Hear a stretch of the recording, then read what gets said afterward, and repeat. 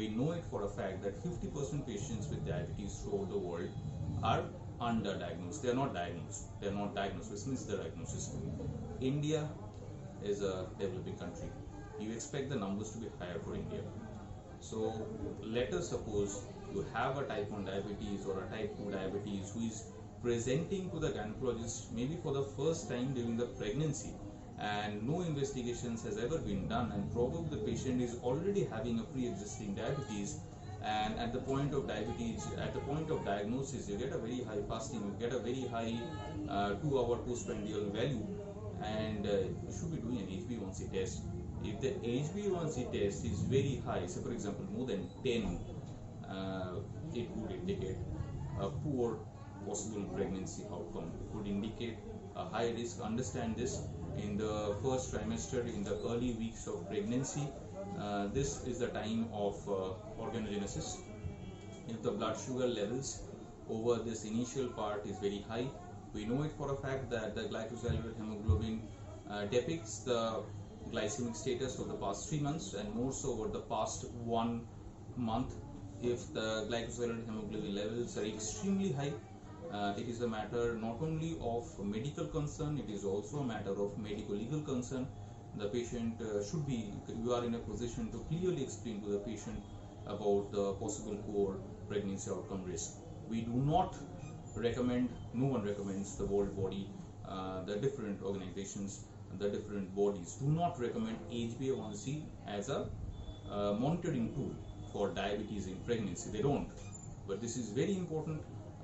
If you are suspecting an extremely poor control, it is a very good idea to get an HbA1c done to have an idea regarding the pregnancy outcome at least once early in the pregnancy. Yes, along with the blood sugar checking at the first visit, it is also recommended to be repeated at 24 to 28 weeks. Now that is a separate area. Secondly, what should you treat the patient with? And this is a matter of grave concern, because yes, we are under the notion, and correctly so, that the management of diabetes in pregnancy is insulin and insulin alone. This tends to be the common consensus amongst most of us. Now, no issues. It's a perfectly good idea. It's a wonderful idea. Insulin is an anti-diabetic agent which is recommended in all conditions, in all bad diabetes, in any form of diabetes. If you're putting the patient on insulin, great, wonderful. I mean, you don't need to worry about his control and the adverse effect profile. Yes, hypoglycemia is a risk, but can we deviate from this consensus? Can we deviate from this notion, so to say? Yes, I'll tell you about the recommendations. Firstly, if your patient has a fasting blood glucose more than 140, the patient is supposed to be put on insulin. No questions there. Yes, we understand a good amount, a good percentage, a good proportion of our patients would be having poor socioeconomic status, much more so poor educational status, much more so poor medical education. But yes, if your patient has a fasting blood glucose more than 140, yes, the patient needs to be put on insulin. Also, if the fasting value is not more than 140, it is between 6 to 6.9 millimole per liter. This corresponds to 108 to 125 milligram per dl. Even if such a patient, as far as the fetal-placental profile ultrasonography shows evidence of fetal complication like macrosomia or hydramnios, you put the patient on insulin. No questions there. You need to put the patient on insulin. But if your patient has a fasting blood glucose less than 140 and more than 100, so the patient needs to be treated, is there a place for lifestyle modification only? Right? This is a new idea. This has been a revelation. Yes, a patient with a fasting blood glucose less than 140, a pregnant lady, you can try lifestyle modification for 1 to 2 weeks. Yes, check the glycemic status after 2 weeks. If the patient has reached control, it can be tried further. But yes, this would be a place without drugs, by lifestyle modification only. If the fasting blood glucose is less than 140, you can give an initial trial. If not controlled, yes, you put the patient on oral drug. You can put the patient on an oral drug if the fasting value is less than 140, and that oral drug would be metformin. It is recommended. Metformin absolutely can be used in pregnancy. It can be used in the first trimester, provided the fasting blood glucose is less than 140. Now, are any other drugs recommended? Yes. One drug that has recommendation would be your glibenclamide. But what is the specific area for recommendation? If the patient is unable to tolerate metformin, if the patient is not achieving adequate glycemic control with metformin, and the patient is refusing insulin.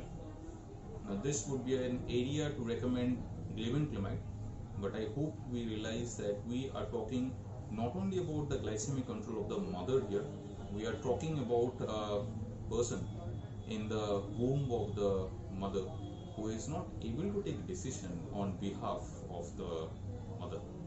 So yes, the glycemic control would be impacting the development of the fetus, the development of a new life.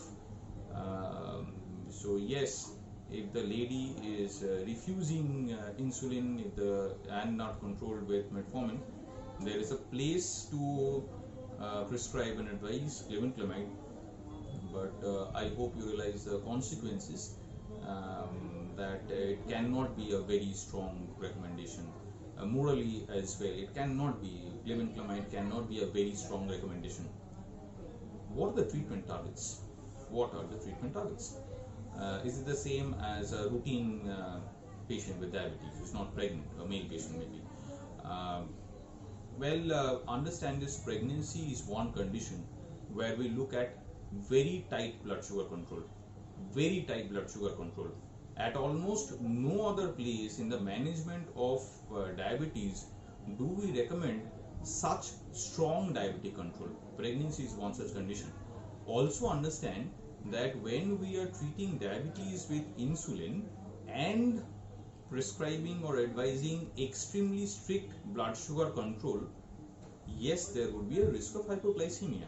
It is well understood, it is well known, and it is almost axiomatic. But even at the risk of that, tight blood sugar control is of fundamental essence in the management of diabetes in pregnancy. What are the treatment targets? Well, the fasting value of less than 96. Essentially, it's 5.3 millimole per liter. If you multiply that by 18, you get a value of around 95.6.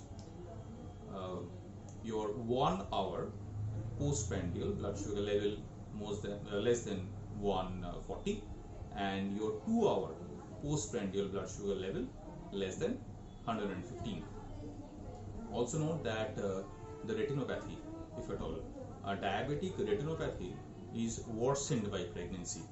So ophthalmologist opinion regarding the presence and if present the further management of retinopathy is also extremely important in the management of diabetes in pregnancy.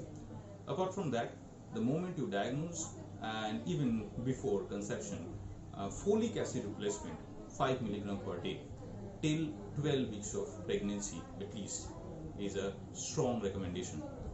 And last but definitely not least, aspirin 75 milligram, that is low dose aspirin after demonstration of fetal cardiac activity, approximately after 12 weeks of gestation, throughout the pregnancy is also recommended. So this in short would be discussion on the management of diabetes in pregnancy.